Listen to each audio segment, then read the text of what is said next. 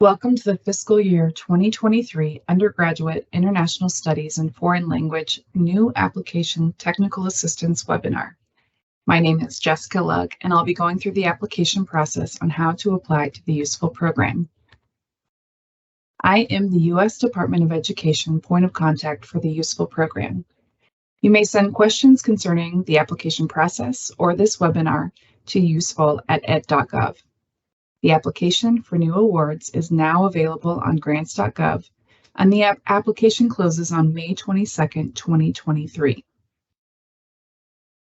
The objectives of this webinar is to provide an overview of the International and Foreign Language Education UISFL program, detail the application review process, provide application tips, and to share additional information, including our upcoming Q&A calls. The UISFL program provides funds to institutions to plan, develop, and carry out programs to strengthen and improve undergraduate instruction in international studies and foreign languages. For the purposes of the UISFL program, international studies is defined as broad and speaks to the study of international relations, but also with political, economic, social, environmental, legal, and health issues that extend beyond national boundaries. We also consider proposals that approach globalization from an interdisciplinary point of view that includes academic disciplines such as political science, economics, sociology, social and cultural anthropology, law, history, geography, environmental sciences, and related issues. Each program assisted with federal funds must enhance primarily the international academic program of the institution. Eligible activities may include, but are not limited to, development of a global or international studies program that is interdisciplinary in design, development of a program that focuses on issues or topics such as international business or international health, development of an area studies program and programs in corresponding foreign languages, creation of innovative curricula that combine the teaching of international studies with professional and pre-professional studies such as engineering, research for and development of specialized teaching materials including language instruction such as business French, establishment of internship opportunities for faculty and students in domestic and overseas settings, and development of study abroad programs. The only change in the fiscal 2023 application is the amount each applicant is allowed to request per year. For single entity applicants, you are able to request up to $150,000 per year for 2 years. Consortia applicants can request up to $180,000 per year for 3 years. For the fiscal 2023 UISFL competition, the anticipated amount of funding and awards is estimated at $2 million for the competition. As mentioned in the previous slide, we have been able to increase the amount you are able to request. For the single entity applicants, you are able to request up to $150,000 per year for 2 years. Consortia applicants can request up to $180,000 per year for 3 years. We will reject any application that exceeds the amount allowed to request. We do anticipate funding 22 applications this year, although the department is not bound by any estimates in this notice. Eligible applicants include institutions of higher education, consortia of institutions of higher education, a partnership between nonprofit educational organizations and institutions of higher education, nonprofit agencies and organizations, including professional and scholarly associations. An institutional application should contain plans for improving and strengthening undergraduate instruction in both international studies and foreign languages and be multi- or interdisciplinary in design. Grants may be awarded to public and private nonprofit, and organizations, including scholarly associations, that propose projects that will make an especially significant contribution to strengthening and improving undergraduate instruction in international studies and foreign languages at institutions of higher education. The useful competition includes 2 competitive preference priorities this year. The first is for applications from minority-serving institutions or community colleges, whether as individual applicants or as part of a consortium of institutions of higher education, or a partnership between nonprofit educational organizations and IHEs. An application from a consortium or partnership that has an MSI or a community college as the lead applicant will receive more points under this priority than applications in which the MSI or community college is a member of a consortium or partnership but not the lead applicant. A consortium or partnership must undertake activities designed to incorporate foreign languages into the curriculum of the MSI or community college and to improve foreign language and international or area studies instruction on the MSI or the community college campus. Please note, we will award either 2 or 3 points to an application that meets this priority. If an MSI or a community college is a single applicant or the lead applicant in a consortium or partnership, the application will receive 3 additional points. If an MSI or community college is a member of a consortium or partnership, but not the lead applicant, the application will receive 2 additional points. No application will receive more than 3 additional points for this priority. Competitive preference priority 2 is applications from IHEs or consortia of these institutions that require entering students to have successfully completed at least 2 years of secondary school foreign language instruction, or that require each graduating student to earn 2 years of post-secondary credit in foreign language, or have demonstrated equivalent competence in the foreign language. Or, in the case of a 2-year degree granting institution, offer 2 years of post-secondary credit in a foreign language.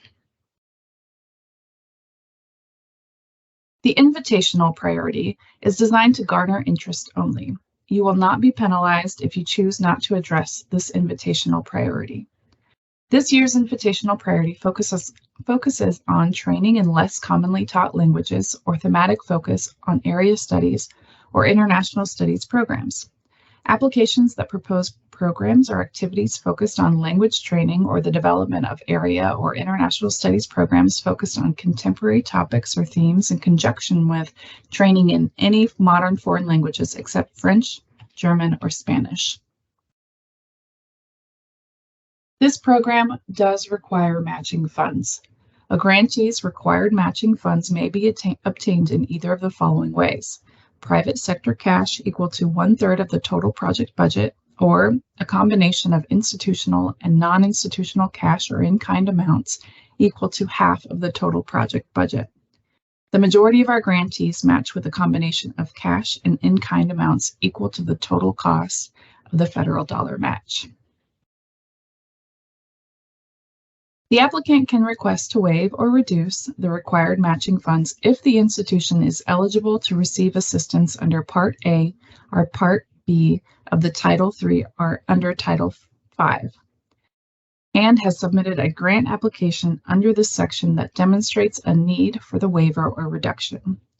The waiver eligibility designation is a separate application through the Department of Education that requires the institution reapply each year. You must also submit documentation with your useful application that you have a need of the waiver. This can be a letter from your institution or other supporting materials to support the request for the waiver of the matching requirement.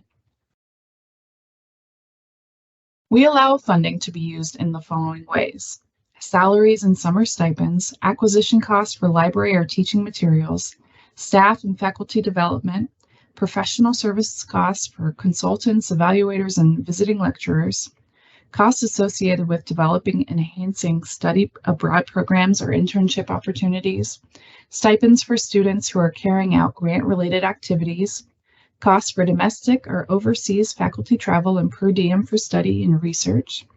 Please note this is not an exhaustive list.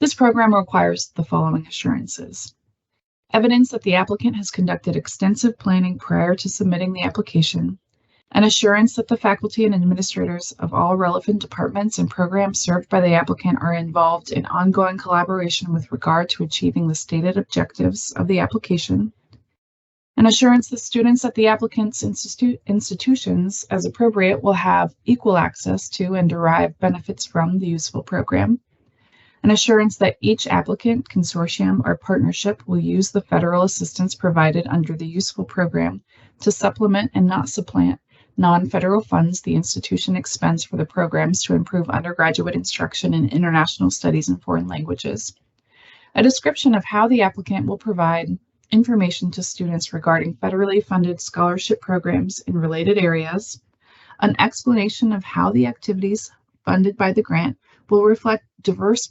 perspectives and a wide range of views and generate debate on world regions and international affairs where applicable, and a description of how the applicant will encourage service in areas of national need as identified by the Secretary. Please note, if an application is submitted on behalf of a consortium, the application must include diverse perspectives and areas of national need descriptions for all institutions in the consortium. We do require in the application that you explain how this application reflects diverse perspectives in a wide range of views and generate debate among world regions, international affairs where applicable. You must have a statement saying that you have met this particular diverse perspective requirement. This information is outlined in the application package. This table provides the selection criteria for institutions of higher education and consortia consisting of institutions of higher education applications. The selection criteria for nonprofit agencies and organizations will be reviewed on the next slide. These applications have a total of 105 points possible, including the competitive preference points.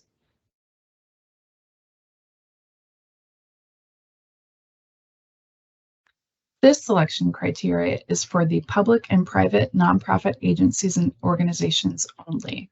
They only have a total possible points of 100.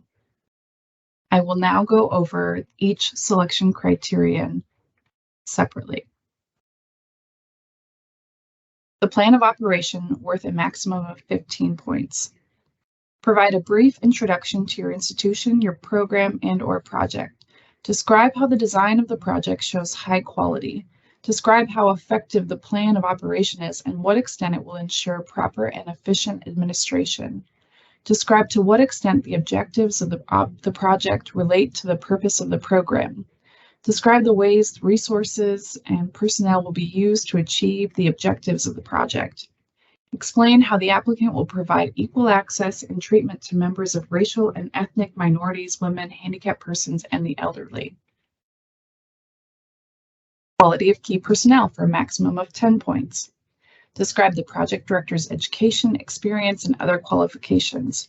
Indicate the required time commitment of the project director. Include any evidence of past experience and training in fields related to objectives of the project, as well as other relevant information such as administrative, geographic area, and subject area expertise.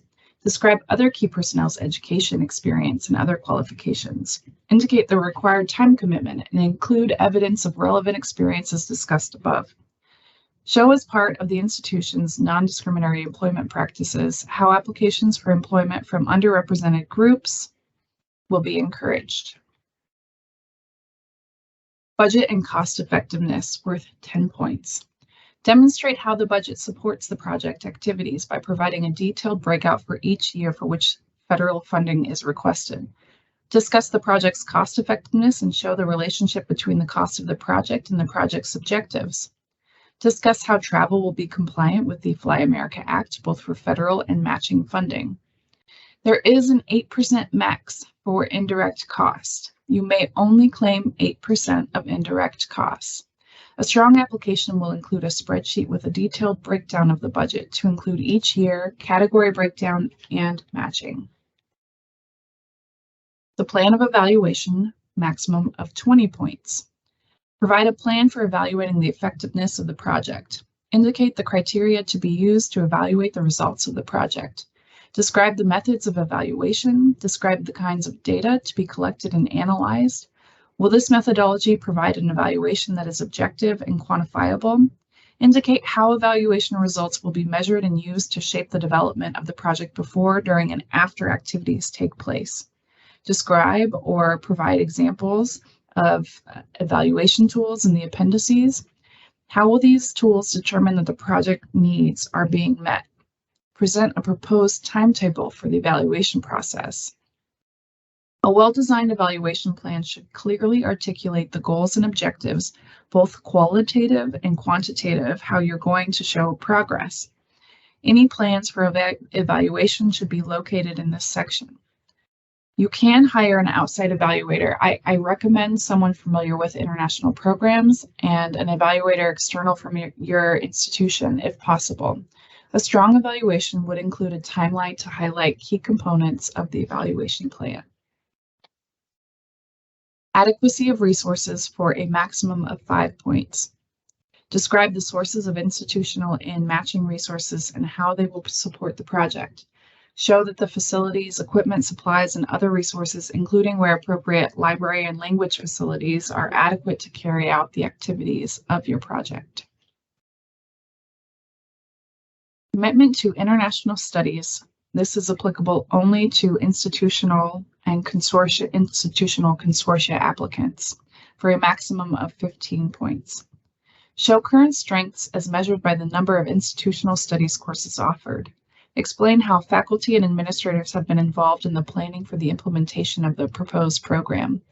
Describe the institutional commitment to the establishment, operation, and continuation of the program as demonstrated by the optimal use of available personnel and other resources. Show level of institutional commitment as demonstrated by the use of institutional funds to support program objectives. Elements of the proposed international studies program, again, only applicable to institutional and institutional consortia applicants, maximum of 10 points. Describe how the proposed activities contribute to the implementation of a program in international studies and foreign languages. Show how adequate and appropriate the interdisciplinary aspects of the program are. Demonstrate how the number of new and revised courses will be adequate to meet programmatic needs. Explain how adequate the plans are for improving and expanding language instruction. Need for and prospective results of the proposed program. Applicable, again, only to institutional and institutional consortia applicants, maximum of 15 points. Explain why proposed activities are needed. Explain how the proposed use of federal funds will result in the implementation of a program in international studies and foreign languages. Describe the likelihood of project activities continuing after the project ends. Explain how program materials and results will be shared with other institutions and organizations and associations. Expanding language instruction.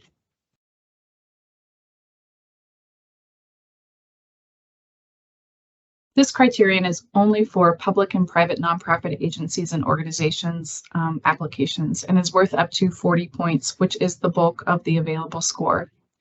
Need for and potential impact of the proposed program in improving international studies and the study of modern foreign languages at the undergraduate level. Explain how the federal funds will contribute to achieving results. Explain how the proposed project makes an especially significant contribution to the improvement of the teaching of international studies or modern foreign languages at the undergraduate level. Demonstrate how the proposed project will have a major regional and national impact on undergraduate education. Demonstrate how adequate the provisions are for sharing the materials and the results of the proposed project with the higher education community.